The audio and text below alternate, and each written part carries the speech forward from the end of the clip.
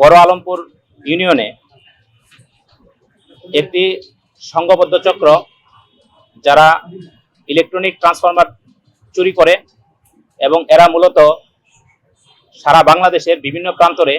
এরা বিভিন্ন গ্রুপে বিভক্ত হয়ে এবং অত্যন্ত সুকৌশলে ওরা ট্রান্সফরমার চুরি করে এবং এই ট্রান্সফরমারের ব্যবহৃত যে ইলেকট্রিক কয়েল থাকে এবং ট্রান্সফরমারের যে দামি তৈল থাকে এগুলো ওরা বিভিন্ন জায়গায় উচ্চ মূল্যে বিক্রি করে এবং মূলত ওরা গত 6 মে দিবাগত রাতে এই বড় আলমপুর ইউনিয়নে ওরা একটি সেচ পাম্পে Lily premium gold soap 24 carat gold ও মাল্টিভিটামিন সমৃদ্ধ, যা ডার্ক স্পট দূর করে বাড়িয়ে তোলে স্কিনের দীপ্তিময় উজ্জ্বলতা।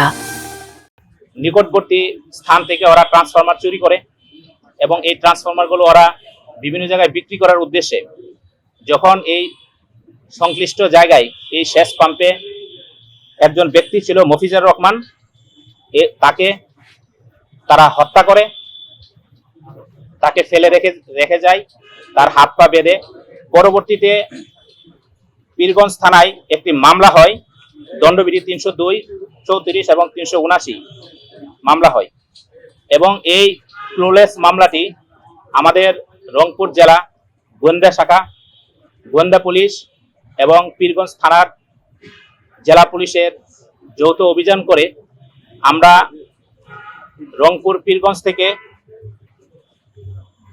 আসামি জামিরুল ইসলামকে আমরা ধৃত করি এবং জামিরুল ইসলামের দেখানো তথ্য মতে আমরা একটি মাইক্রোবাস নোয়া উদ্ধার করি এবং তাকে নিয়ে আমরা পীরগঞ্জ থেকে জয়পুরহাট জেলায় যাই।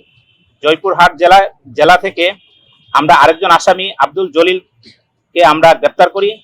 এবং তাকে নিয়ে এই ধারাবাহিক অভিযান আমরা পরিচালনা করি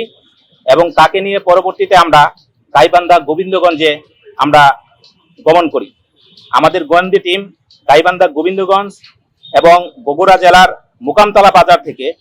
আরেকজন আসামি আব্দুল ওয়াহাব ওরফে শাফিকুলকে আমরা গ্রেপ্তার করতে সক্ষম হই এবং এই ঘটনার তাদের জবানবন্দির উপর ভিত্তি করে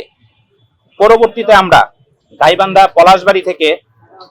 আরেকজন আসামি নুরুল আমিনকে আমরা গ্রেপ্তার করি এবং এই নুরুল আমিনকে আমরা সঙ্গে নিয়ে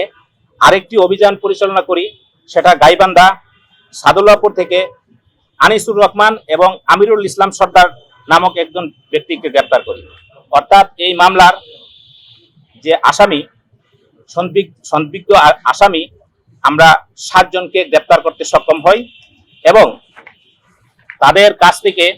আমরা বিভিন্ন আলামত জব্দ করতে পারি। আলামতগুলো হচ্ছে একটি নোহা মাইক্রোবাস,